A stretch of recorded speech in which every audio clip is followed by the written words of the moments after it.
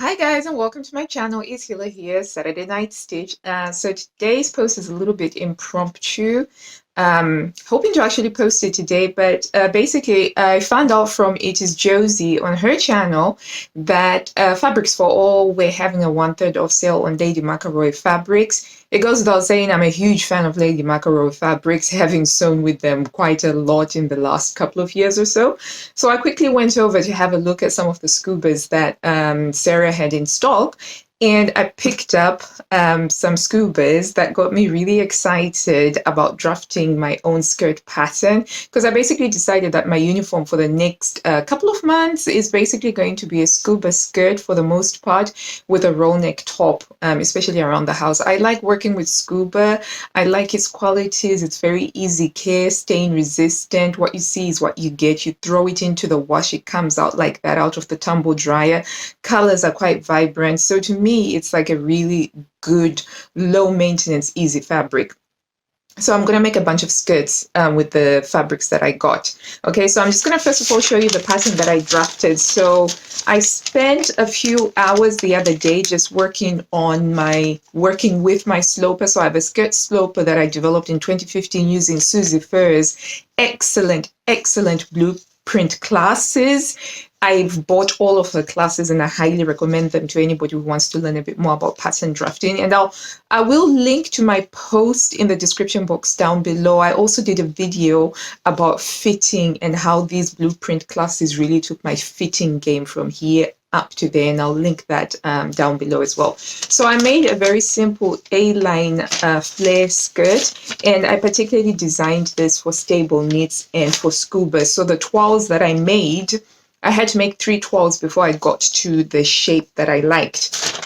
So that's what I'm going to be making. It's a very simple, I'm calling it my overlocker skirt because you can mostly make this on an overlocker. You can entirely make it on the overlocker. Actually, you don't need a sewing machine for it, because with Scuba, it doesn't unravel like woven fabric. So you don't necessarily have to hem it if you don't want to.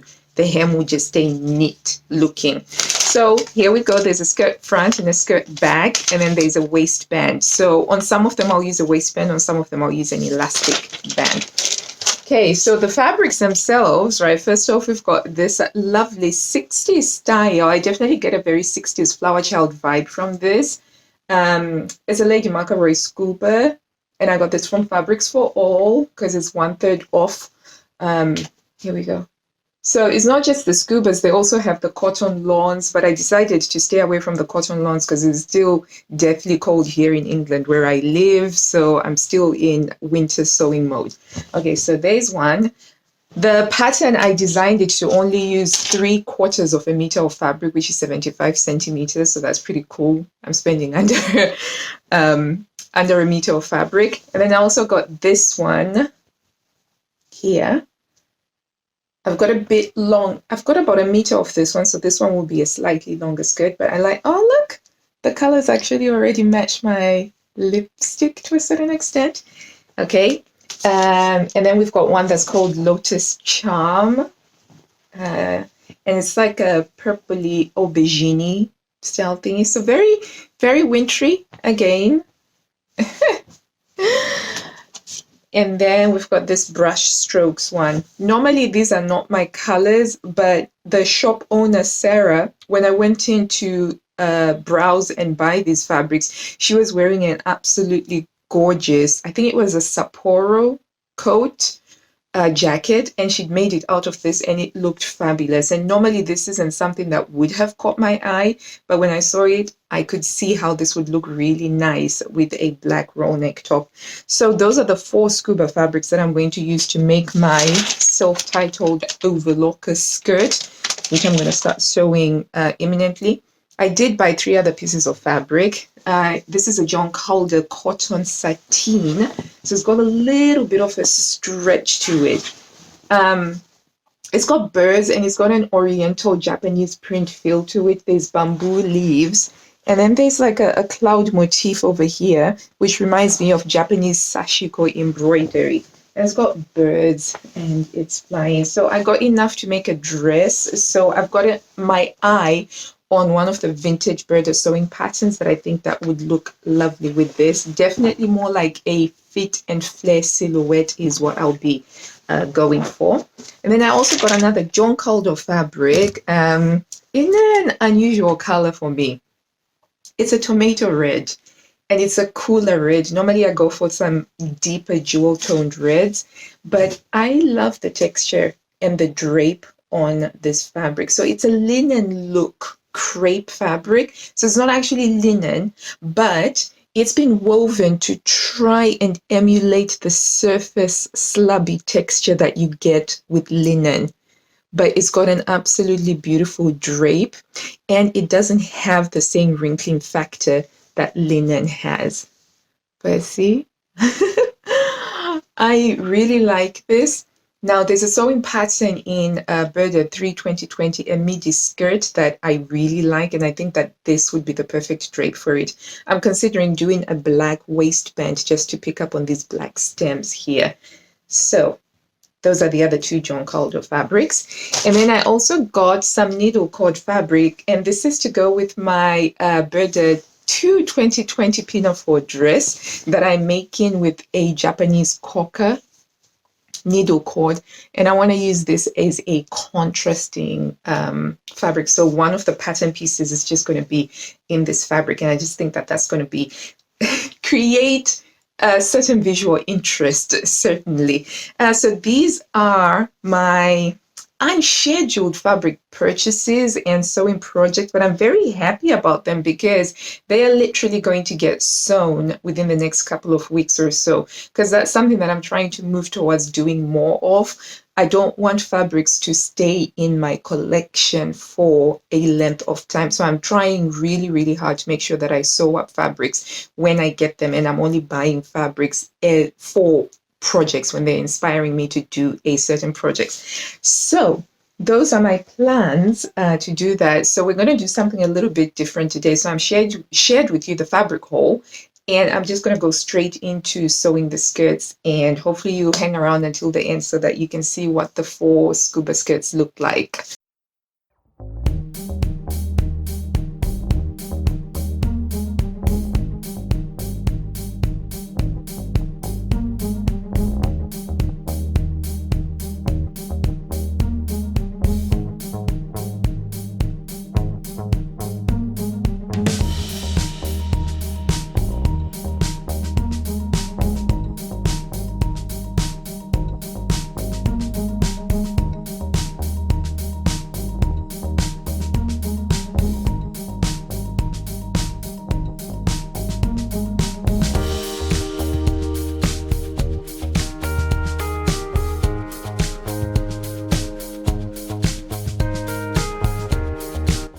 This is such a satisfying amount of scrap fabric. So I bought 75 centimeters, which is 3/4 of a meter, and this is all I have left. I've cut out my skirt front and back and my waistband. I love it when I'm very efficient with fabric like this. The pattern pieces have all been cut out now. On several of them, I'm going to be using this 1-inch elastic. I like 1-inch elastic, it's very comfortable.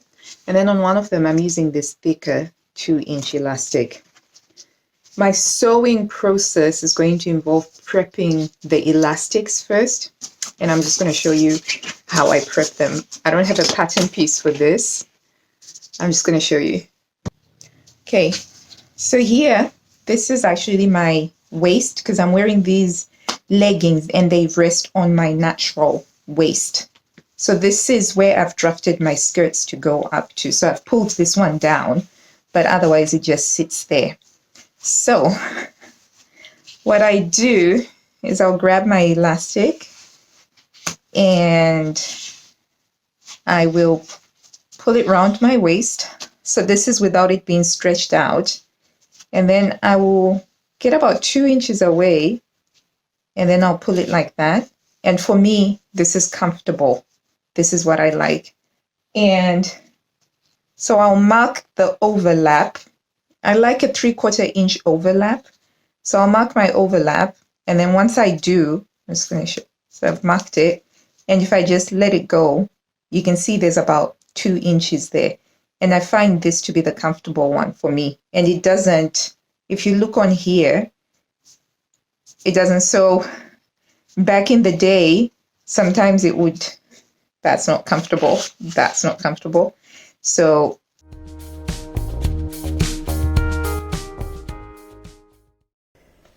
okay, so the next step is I'm going to overlock all of the edges of the elastic before I sew them into loops.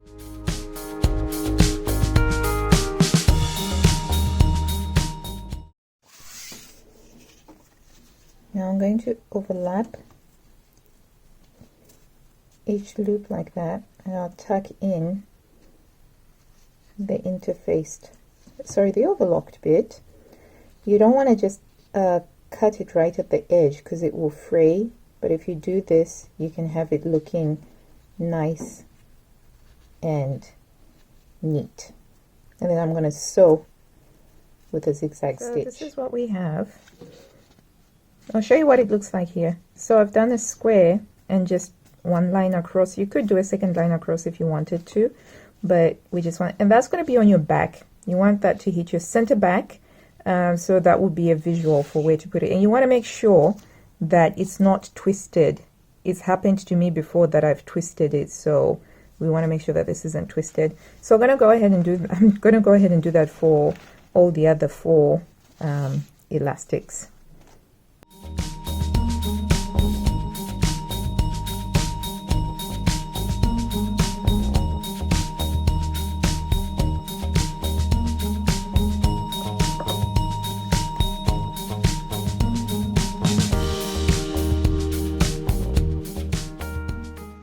So next, the waistbands, the 2 skirts that have got the waistbands are getting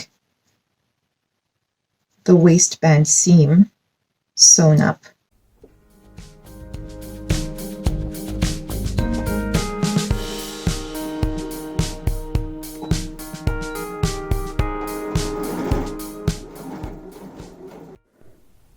There's the waistband sewn up. I'm going to see if I can add my tag. This is going to be the center back. So I'm going to sew my tag on. Okay, there we go.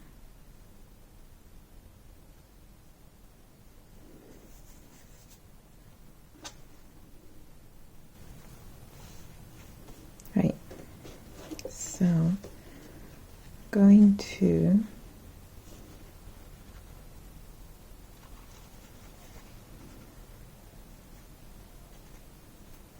put that in there.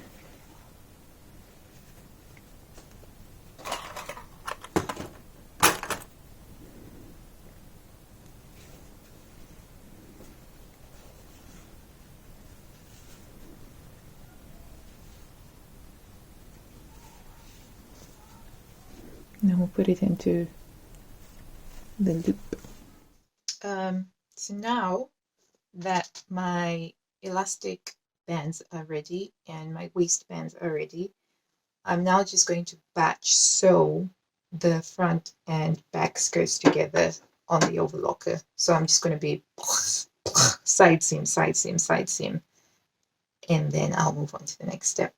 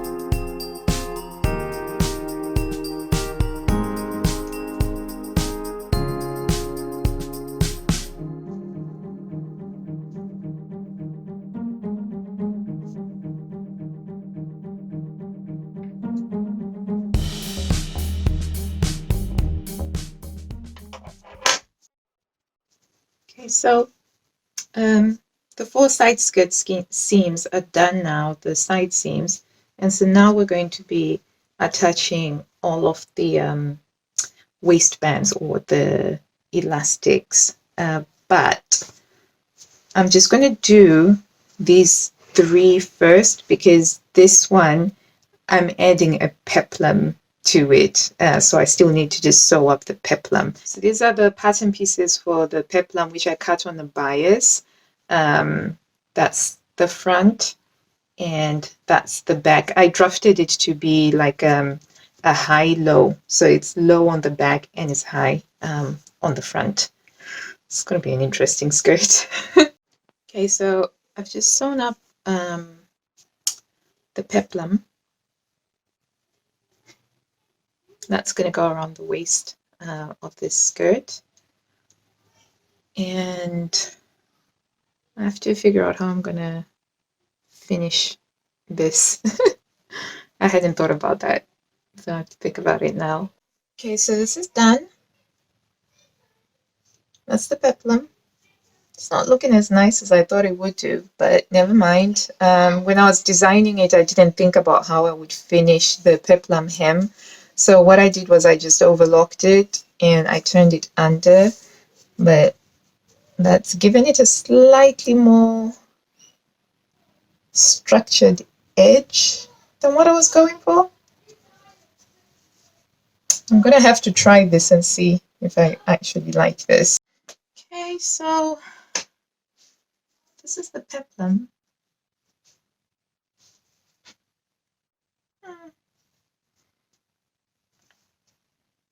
Yeah.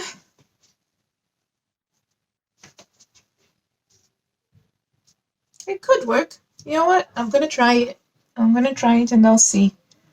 If I don't like it, I can always just cut it off, can't I? We're ready to put the waistbands, the elastic bands, to the actual skirt. So I'm gonna show you first how I do the encased waistband so that all of my seams are perfectly enclosed. Okay, so first thing we're gonna do is we're gonna divide this into half, and we're going to mark halfways. So we know that where it joins, that's the center back. So I've effectively marked the center front. Then we're going to bring center back and center front together so that we can mark the quarter points. And these are the points that will correspond with the side seam. Right? So that one's marked. And then we're going to do the same with the waistband. We're going to mark the center front like so. Bring center front and center back together, just like that. And then we're going to mark side seam 1 and side seam 2. And then what we're going to do is we're going to take this loop, matching up this back, the center back, to this center back, and we are going to slot it in. Did you see that? So we're going to, hang on.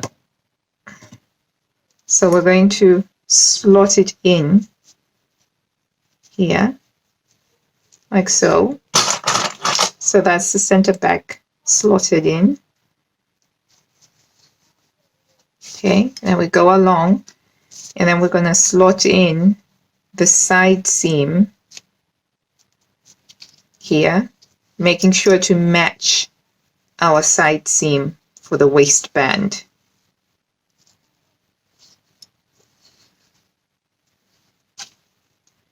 So you can see here I've matched up the side seam, so I don't need one of these anymore. And then I'm just going to clip that together there. Okay, and then we go over to the center front.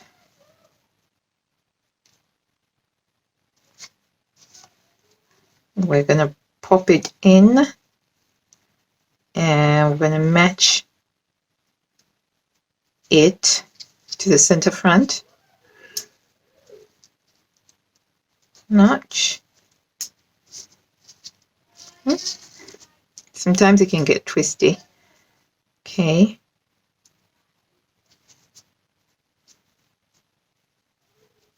Right. Just don't need the second one anymore. And then we're gonna clip that. I just want to point out that I'm also clipping the elastic to this. So you want to keep that elastic also clipped to the waistband for now. And then we're going to do the final side seam like so.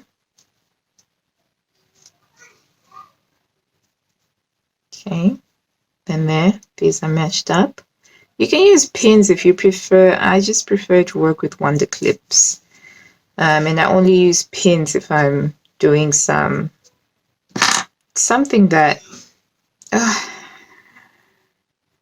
I can't use wonder clips on. Okay, and then there you have that setting. So your waistband is probably going to be slightly longer than your loop, which is why we have to also attach the elastic band. And the idea is that when the elastic band stretches out within the waistband, it will stretch out. So you're going to grab your skirt, or in this case, my skirt over here. And because I've notched my center back, I know this is where my center back is. I got double notches on the back and then single notches on the front. So I'm going to take my waistband, find that center back that's got my label, and we are going to line that up with the center back of the skirt, just like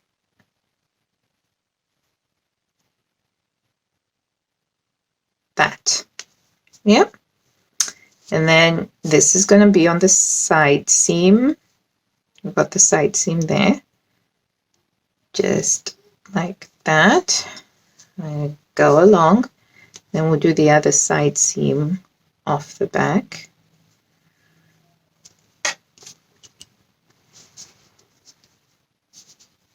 Just like that. And then finally, the center front. Just like that. And there we have it. And so now I'm going to go over to the overlocker, and I am going to overlock this. But as I am overlocking, I'm not going to catch the elastic. See, I'm going to butt the elastic right up to that fold line at the top of the waistband, and my seam allowances are just under 1 centimeter here, and I'll just be overlocking, not catching the elastic. And I can feel it when I'm holding it like that. I can feel the ridge where the elastic ends and where my seam begins. And so I'll be doing that.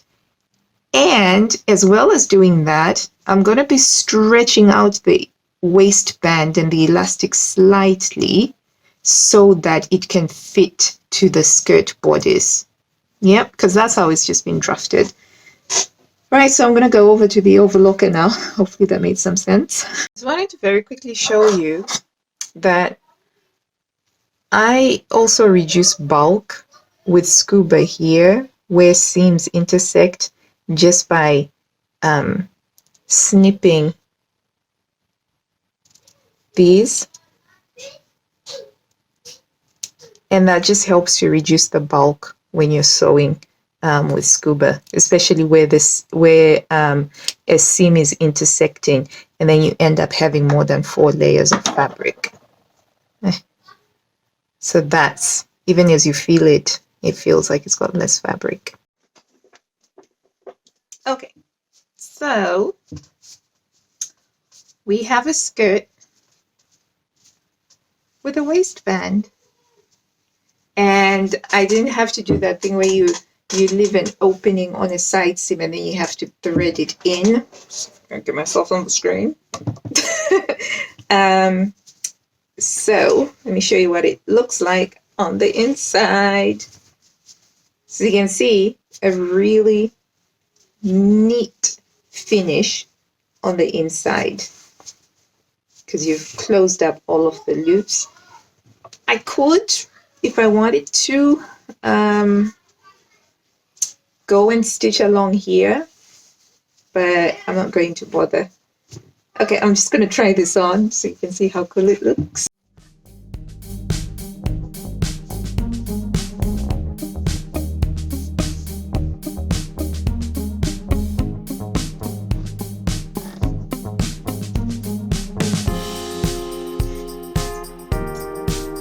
See, I like that I can do this, but it had to be wide enough for my stripe. That's why I wanted it neat. Like, that's the elastic right there. Love it. So yeah, okay, I'm gonna go finish off the rest of them now. Okay, so here's my skirt. I like to start over here on my center back because that's a good starting point. So I've got my waistband clipped at the important points, and I'm making sure that my elastic is completely buttered up against that fold there. So I do that.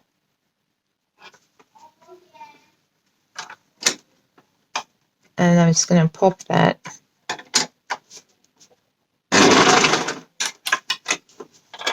Over there. And so because the elastic band, the waistband is smaller, I have to stretch just the waistband with the elastic band and not the actual skirt underneath. So I'll be stretching it out to fit the skirt.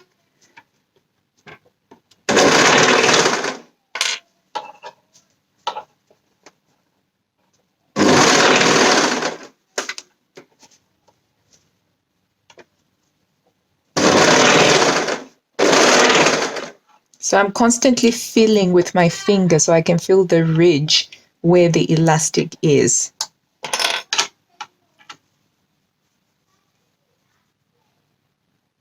So I'm going to pull that straight and make sure that it's lined up.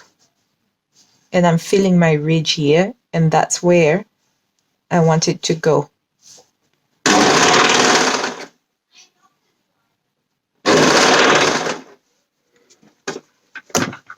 And keep on going right up until we get to the end. So you can see here, without pulling out the elastic, it's scrunched up. And then if you just pull it out,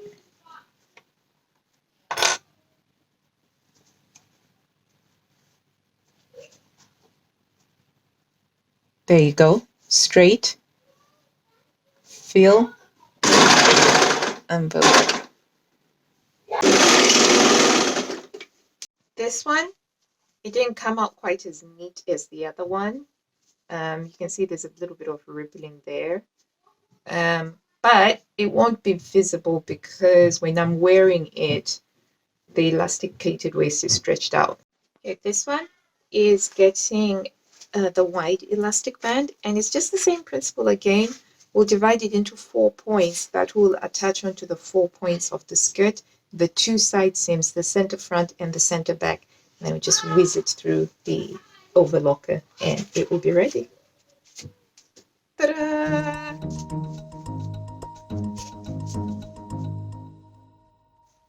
That's what that looks like.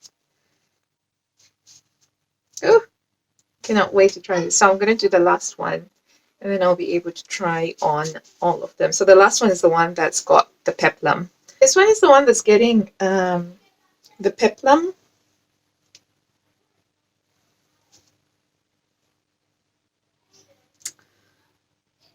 Yeah, I'm not going to put on the peplum. I'm not feeling like it works with this style. I think if it was a pencil skirt, then maybe. But it was a good try. It was a good try. I can always use the peplum on something else. I've got a pencil skirt draft, so I'll try it on there. But yeah, it's just going to get an elastic. Okay, so that's done now. Oh, sugar. Totally messed that up. This was supposed to be the other way round. Never mind. I know how I'm going to fix that. Well, I can't find it now, but I'm just going to have to use a Sharpie to write over that. Yeah, very annoyed with myself because I was too excited about finishing. This is what always happens to me. But yeah, I'm going to try these on now. Okay, so this is the first 12 that I made. And it's with a 1-inch elastic. Okay, so skirt number 1, Lady McElroy, Modern Art. And the idea is I'll be wearing boots with these skirts, but this would be the uniform, just the skirt and my roll neck jumper, my roll neck top. And this roll neck top is from Burda 9 2010. So, check this out.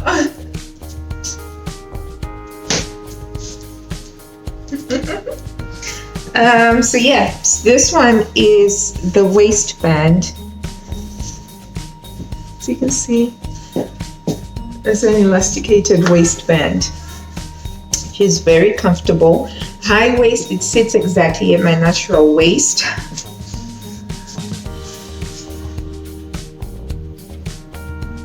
Okay, and this is the Lotus Charm fabric skirt.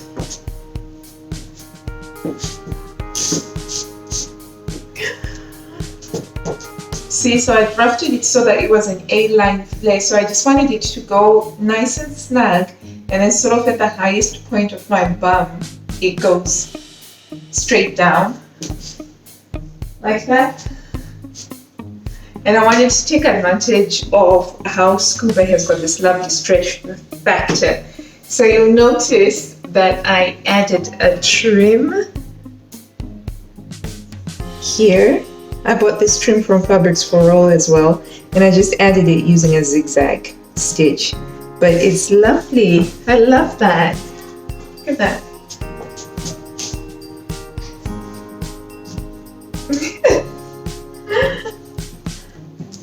Yeah, very happy. So this one, when I sewed it on, it's a little bit slightly wobbly, it's wavy, but you can't see it when it's worn, when it's stretched out. It's only when it's off.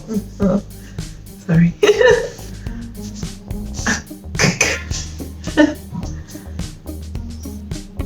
Okay, this one is the floral one, Midnight Rosette, and this one uses the thick waist elastic.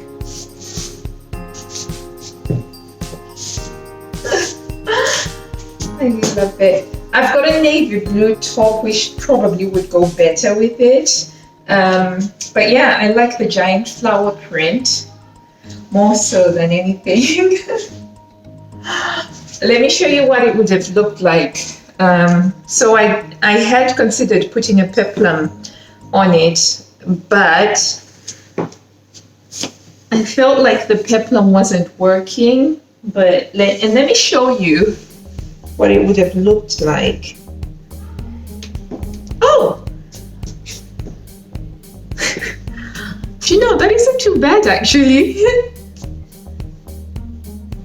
Okay. This is the peplum.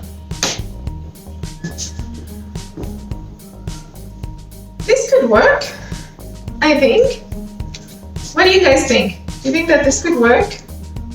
This is the bit that sort of put me off it. I didn't like the way it was, once I hemmed it, it sort of had a bit more structure than I wanted. But I think this could work, but I think that this could work. Yeah, it's fine. Is the retro flavor one.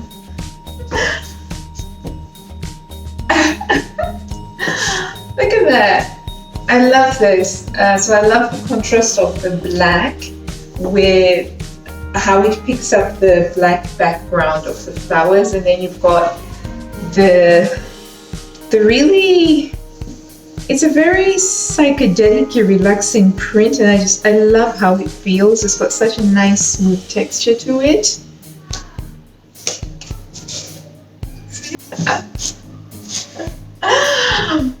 Let me know which one is your favorite of the Lady McElroy's thingy. So just to recap, this is a self-drafted pattern. I drafted it using my knit sloper, which I developed using Susie Furr's pattern drafting class. I'm going to show you the steps that led me to this actual design. So I'm going to start off by showing you the sloper for my knits, what that looks like, and the evolution of what led me to this point. So I started off with my sloper for knits. So a sloper isn't a pattern because it doesn't have any seam allowances or anything like that. This is the basis for which I used to draft my pattern. So this one has got negative ease on it. So there's a front and a back pattern piece. And this is what my sloper looks like when you sew it up. So I was happy with the fit. The next thing that I did was I tried to do a circle draft, because at first I wanted like a circle style skirt, and I made a circle style skirt. I drafted a pattern beginning with my sloper, and I made a trial garment using a Scuba. See?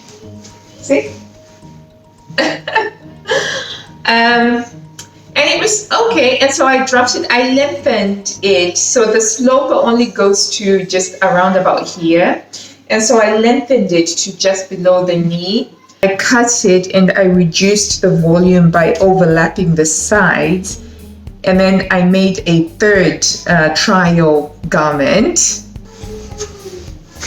which is almost like not quite a quarter circle, but it's a circle skirt, but not a full circle. And it's just two pattern pieces that are cut on the fold, and then I sew up the sides, and then I inset the elastic, and I've sewn this in the Scuba. And then after a while, I then realized that I wanted more of a slimmer A-line silhouette for the fabric that I had in mind. And that's when I got round to making this one here. That's when I got around to making this one here, and then I was happy with it. Then I drafted the pattern from the working pattern that I had, and I've made the skirts. And that's been all in the process of the last couple of days or so. So yeah, that is it. So I've been having a lot of fun doing pattern drafting so far, and I plan on doing more pattern drafting as well. So this is my sloper, and I'm very, it's like 2020 kilo willing. I'm working at it, and it's a lot of fun. So I've now got a really fantastic, easy to sew up, quick instant gratification skirt sewing pattern that uses less than a meter of fabric. And I'm very happy about that. Have you done any pattern drafting recently? What are you learning? I'd love to know what you're learning this year, so far in the first quarter of the year. I hope that you've enjoyed the video, that you found it entertaining, informative, and useful. And perhaps maybe it's even sparked an idea or a desire in you to actually try pattern drafting. If it has, do go check out my blog post. I did a blog post about the 10 best blueprint patterns to watch, because I get asked a lot how I've learned how to sew and how I've learned the skill set that I have now. So it is quite useful in that regards, and the link is in the description box down below. Give the video a big thumbs up, and I will be seeing you very soon with a lot more sewing adventures. Bye! Happy sewing, guys!